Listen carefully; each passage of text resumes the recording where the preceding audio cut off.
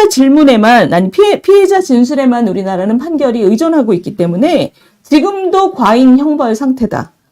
우리나라는 필요한 것은 오히려, 이런 비동의 강간죄를 새로 도입하는 게 아니라 무고죄를 강화하는 거다. 지금도 남성들이 억울한 경우가 많다. 자, 들어주세요.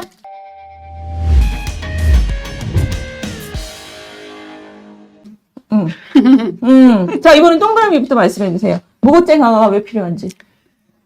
무고죄 강화요? 그 피해자 진술 측면에서 먼저 좀 말씀을 좀 드리자면은, 일단 뭐 예전에 그 굉장히 뭐 젊은 남성들 사이에서 인터넷상에서 뭔가 밈이라고 불릴 정도로 많이 그 유행했던 말이 있는데, 뭐 피의자의 눈물이 증거입니다. 뭐 이런 말이 있었거든요. 이건 좀 너무 나간 그 표현이라고 생각은 하긴 하는데, 실무상으로 보다 보면은 아까도 제가 잠깐 말씀드렸지만 성범죄라는 거는 기본적으로 둘만 있는 밀폐된 공간에서 이루어지는 경우가 굉장히 많기 때문에 객관적인 증거가 나올 게 없습니다. 결국 이제 피해자의 진술이랑 피의자의 진술이랑 누구의 말이 더 신빙성이 있는가, 결국 이제 진실 게임으로 가는 경우가 굉장히 많거든요.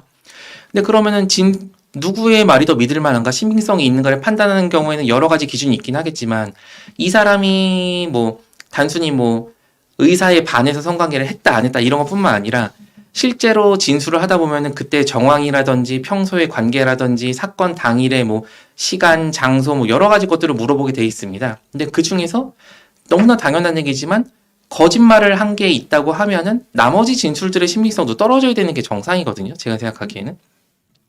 근데 실제로 이제 성범죄 사건에서 뭐 변론을 하다 보면은 제가 했던 사건 중에는 이런 것도 있습니다. 예를 들어서 피해자분이 이제 그 어떤 남성분에게 술을 마시고 가라오케에서 성범죄를 당했다라고 진술을 했어요. 그래서 그럼 그 가라오케가 어디 있는 겁니까? 라고 경찰에서 물어보겠죠. 그래서 무슨 건물에 3층에 있는 가라오케였습니다. 라고 진술을 했어요. 근데 나중에 확인해 보니까 그 건물의 가라오케는 지하에 있었던 거죠. 그리고 또 뭐 몇 시에 뭐 이런 행동을 했습니다라고 했는데 때마침 거기에도 CCTV가 있어 보니까 그게 맞지 않았고, 근데도 결국 최종적으로 그 남성분은 유죄 판결을 받았습니다. 판결문에 써 있는 거에는 뭐 일부 사실과 다른 진술들이 있기는 하지만 피해 사실에 대해서는 일관되게 반복적으로 진술하고 있기 때문에 신빙성이 있다.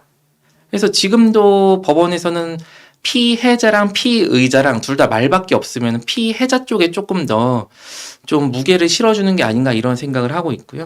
그리고 저는 기본적으로 무고죄 강화에 대해서 동의는 하는데, 이거는 단순히 성범죄에 대한 무고죄 강화뿐만 아니라 전반적으로 모든 그 형법 조문에 대한 무고죄가 좀 강화돼야 된다는 입장입니다. 제가 이제 변호사를 하면서 좀 생긴 직업병이 있는데 사람 말을 그렇게 못 믿겠더라고요. 정말 그 법원에 가는 당사자가 되면은 사람은 너무나 쉽게 거짓말을 할 수 있습니다. 단순히 피해자뿐만 아니라 피의자도 더더욱 거짓말을 많이 하겠죠. 수세에 몰렸으니까. 특히나 이제 뭐 형사소송 같은 경우에는 이제 무고죄니 위증죄니 이런 것도 있긴 하지만 민사 같은 경우에는 거짓말을 해도 특별히 그런 처벌 조항이 없다 보니까 엄청나게 거짓말을 많이 하고 있기 때문에 저는 전반적으로 좀 우리 사회에서 무고죄 형량이 좀 올라가야 되는 게 아닌가, 굳이 성범죄에 국한될 게 아니라 이런 입장입니다. 근데 우리나라 무고죄가 성량이 낮아요? 다른 나라에 일단 비해서? 무고죄가 인정도 잘 안 되고, 인정이 된다고 하더라도 이제 뭐 대부분 벌금이나 집유로 끝나는 걸로 저는 듣고 있습니다. 자, 우리 김 변호사님. 저는 무고죄 강화 필요 없다? 당연히 필요 없죠. 왜냐하면 무고죄야말로 이미 현존하고 있는 무고죄의 형량 자체가 10년 이하의 징역 또는 1,500만 원 이하의 벌금이거든요. 형량이 높게 정해져 있기 때문에 그것을 더 올릴 필요는 없어요. 현행 규정 내에서 무고를 한 사람은 엄중하게 처벌하면 되는 거거든요. 그리고 박 변호사님께서 이제 그러니까 집행을 강화해야 된다는 뜻이군요. 아니 사실관계에 부합한다라고 하면 엄중하게 처벌하면 되겠죠. 그리고 박 변호사님 이제 거짓말을 많이 한다라고 했는데, 저는 피해자 지원 주로 하지만 피해자들은 자기가 경험한 범위 내에서는 기억하는 것을 진술하고 거기에 대해서 판단받고자 하는 것이고, 피해자의 진술에 단둘이 있는 공간에서 발생했기 때문에 양측의 주장이 다를 때 피해자 진술에 의존한다라고 생각하시는 분들이 많은데 그렇지 않습니다. 진술밖에 없을 때 그 진술이 힘을 갖기 위해서는 앞뒤 정황에 대해서 사건이 발생한 이후에 피해자가 왜 친구에게 기분 좋다는 내용의 문자를 보냈는지 이런 모든 것을 도마 위에 올려놓은 생선처럼 뼈를 발리고 살을 추리듯이 그렇게 해서 이 진술의 신빙성이 인정되는 것이고 그 진술의 신빙성을 인정하기 위해서는 얼마나 맥락적으로 정황 증거가 피해자의 진술에 부합하는지를 보고 판단하는 것이거든요. 기본적으로 우리 형사소송법은 무죄 추정의 원칙이에요.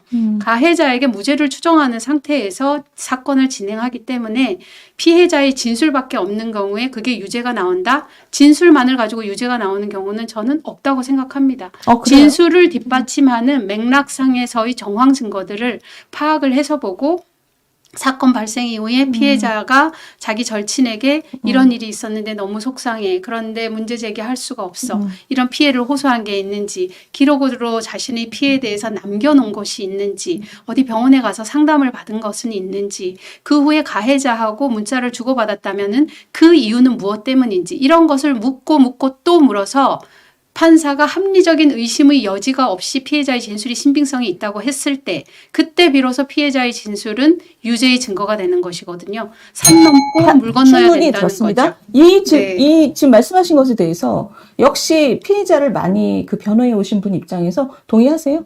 피해자 진술뿐만이 아니라 피해자 진술만으로 그 판단하는 경우는 본 적이 없다고 말씀하셨거든요. 이게 여러 가지 물론. 얽혀 있는 정황들을 다 같이 보기 때문에 별로 오랄 일이 없다. 물론 이제 그 김재룡 변호사님 말씀처럼 단순히 진술만 가지고 하는 건 아니고 앞뒤 맥락이나 전후 상황 이런 걸 다 고려하는 건 맞긴 합니다. 근데 그건 피해자의 진술을 판단할 때뿐만 아니라 피의자의 진술을 판단할 때도 마찬가지거든요.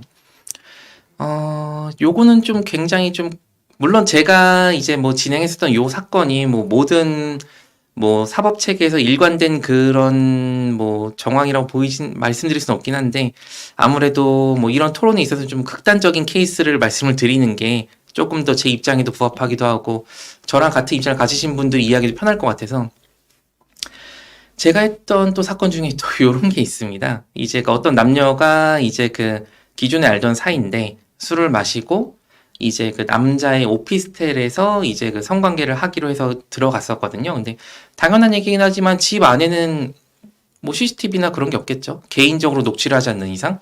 근데 보통 보면 오피스텔 복도에는 CCTV가 있지 않습니까?